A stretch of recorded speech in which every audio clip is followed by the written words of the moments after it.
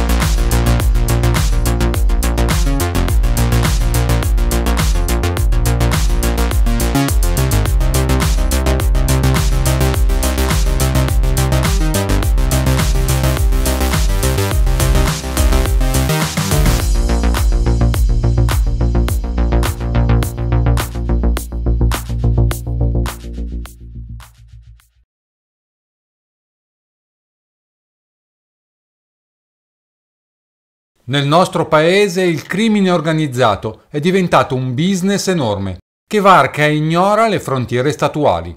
Esso sottrae milioni al benessere nazionale e infetta l'economia legale, i sindacati e persino lo sport.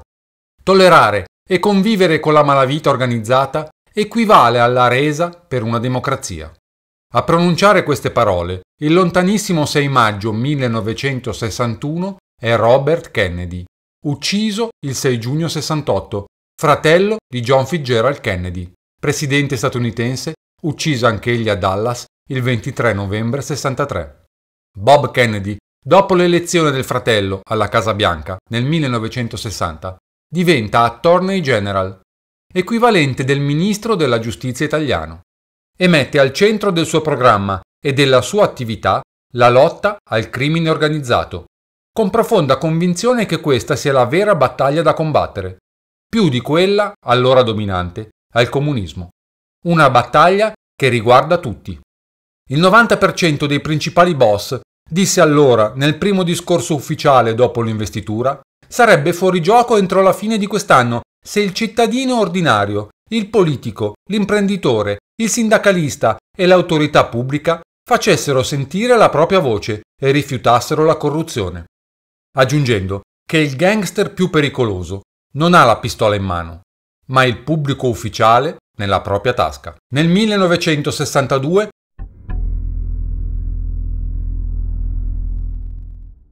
Joe Valachi, gregario del boss Vito Genovese, è imprigionato con quest'ultimo nel carcere federale di Atlanta. Valachi intuisce di essere caduto in disgrazia agli occhi del suo boss, perché è sospettato di essere un informatore dell'FBI. Lo stesso Genovese gli avrebbe dato il cosiddetto bacio della morte e gli avrebbe detto: se abbiamo un barile di mele e in questo barile c'è una mela marcia, questa mela deve essere tolta di mezzo, perché se non viene tolta di mezzo finisce che infetta tutte le altre mele. La mattina del 22 giugno 1962 Valachi, sempre più inquieto perché convinto di essere obiettivo degli uomini di Genovese, uccide a sprangate un altro detenuto, scambiato per Joe Beck di Palermo, un killer di Genovese. Viene portato in isolamento. In alternativa alla sedia elettrica, decide di rivelare tutto quello che sa su Cosa Nostra all'FBI. In realtà, le cose che Valachi sa sono di basso livello, non essendosi mai seduto al tavolo di quelli che decidono. Egualmente, le sue informazioni servono a far luce sulla struttura di quella che per la prima volta, grazie a lui, si scopre chiamarsi Cosa Nostra. Mancano 6 mesi circa allo scoppio della prima guerra di mafia in Italia.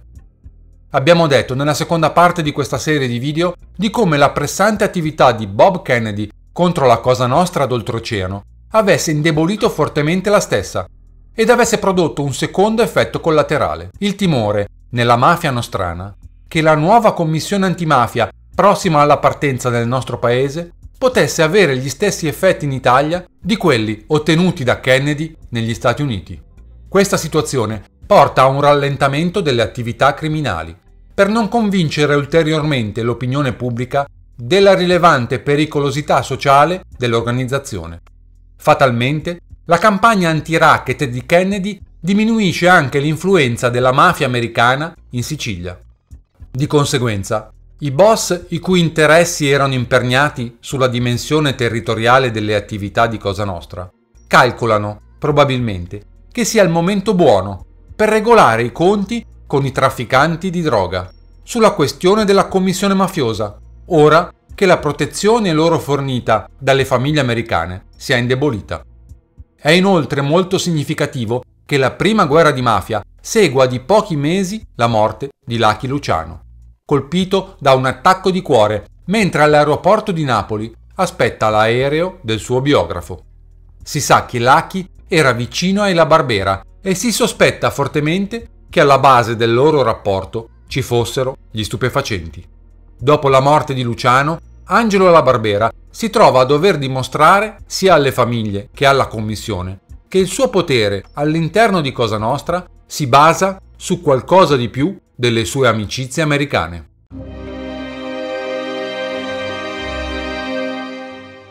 Secondo le fonti del giornalista americano Seymour Hersh, dietro lo scoppio della prima guerra di mafia ci sarebbe stata la CIA guidata da una precisa indicazione di Robert Kennedy.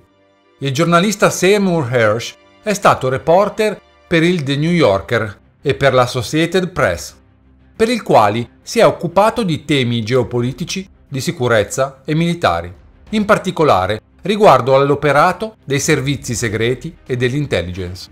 L'inchiesta che lo ha reso famoso è stata quella in cui svelò la strage di My Lai, perpetrata durante la guerra del Vietnam.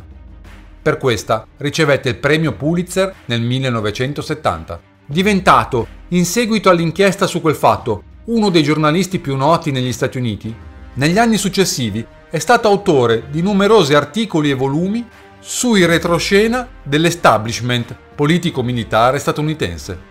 Negli ultimi anni è entrato nel mirino di diverse critiche per le sue inchieste sul gas siriano e sull'esplosione delle condutture del Nord Stream.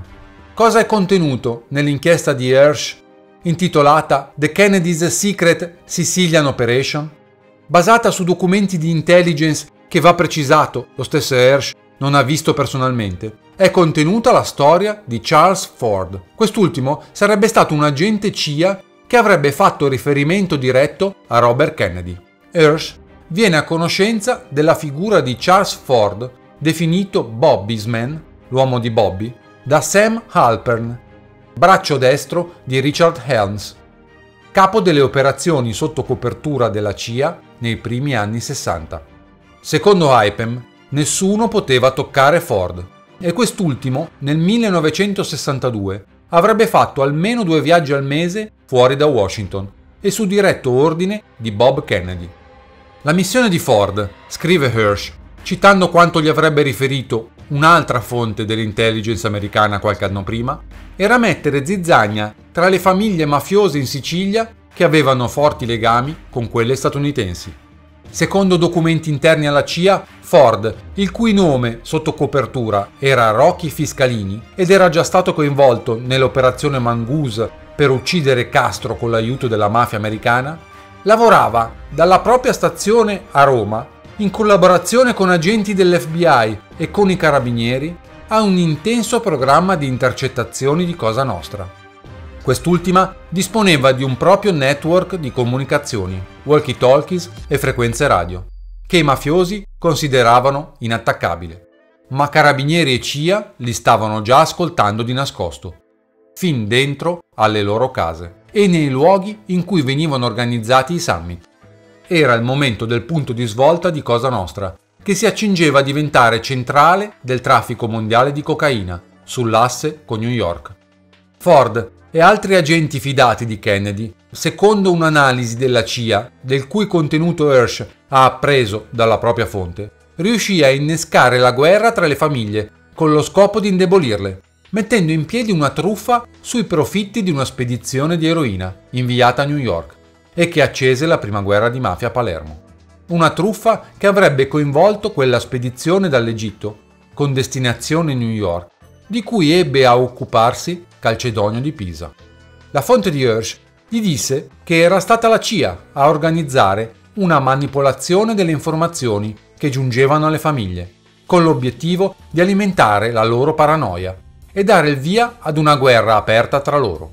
Nelle intenzioni di Bob Kennedy, ciò avrebbe indebolito anche le famiglie mafiose negli Stati Uniti.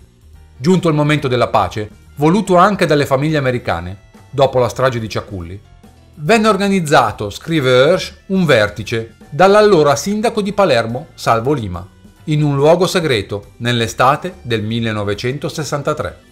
Ma ciò che la mafia non sapeva era che Lima, esponente della Democrazia Cristiana, era stato per anni nel libro paga della CIA, come centinaia di esponenti politici democristiani locali.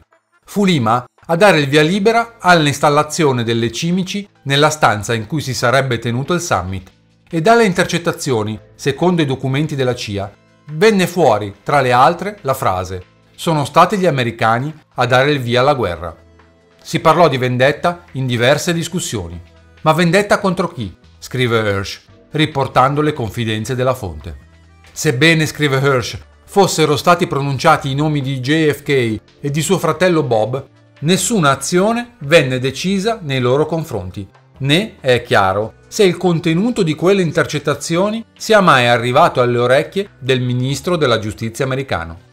Né un cenno giunse alla commissione Warren che stava indagando sull'assassinio di Dallas. Ma Bob Kennedy aveva vinto la scommessa contro la mafia, scrive Hersh, e la stampa non ne seppe nulla, perché si trattava di un programma della CIA segretissimo, del quale nulla deve essere conosciuto.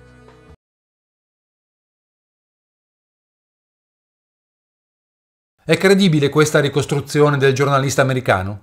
Difficile dirlo. Troppo poche le informazioni a disposizione e nessun documento è visibile. Se è possibile e logico che la CIA abbia operato sui carichi di droga per accendere la miccia di un conflitto, sembra molto meno plausibile che Salvo Lima sia l'organizzatore logistico di un summit mafioso così importante. Men che meno che si sia prestato a mettere cimici la cui scoperta avrebbe ovviamente portato alla sua morte. Ma restiamo nel dubbio, come per la strage di Ciaculli. Anche quest'ultima, rivista alla luce di queste indiscrezioni, potrebbe essere letta in tutt'altro modo. 1963. A Washington, Robert Kennedy, ministro della giustizia, porta a testimoniare davanti al Senato il killer mafioso Joe Valachi, che possiamo considerare il primo pentito della storia. Di fronte alla commissione senatoriale contro la mafia, presieduta dal senatore John McClellan, Valachi descrive la struttura dell'Organizzazione Mondiale del Crimine. Qual è il nome di questa organizzazione? Cosa Nostra in italiano. Cosa Nostra in italiano e in inglese? In inglese significa le nostre case, le nostre famiglie. Esiste un gruppo di individui, forse una dozzina in tutto, che dirigono tutte le attività criminali degli Stati Uniti. Questo è ciò che ha ammesso Joe Valachi. Essi dirigono ogni traffico illecito delle droghe e del gioco d'azzardo e sono sempre pronti a uccidere chi non accetta le leggi della loro organizzazione. Joe Valachi fornisce anche i nomi dei principali boss, che sono Jimmy Hoffa, Johnny Dio, Ignazio Ioguardi, Frank Costello, Lucky Luciano, Carlos Marcello, Sam Giancana, molto legato a Frank Sinatra, e il capo di tutti i capi, Vito Genovese, che ha preso in pugno il comando della malavita mondiale. Credo che Valachi si sia inventato tutto. Ma ha detto delle cose molto gravi nei confronti degli italiani, dei siciliani, di Cosa Nostra. Sta parlando di cose di cui non sa niente. Tira a indovinare. Valachi pronuncia per primo il termine Cosa Nostra e descrive i riti di affiliazione e le terribili punizioni contro i traditori. 50 giorni dopo questa seduta, il presidente Kennedy sarà ucciso a Dallas. Dopo la morte del fratello, Robert Kennedy continuerà le sue inchieste e sarà ucciso in un attentato nel 1968.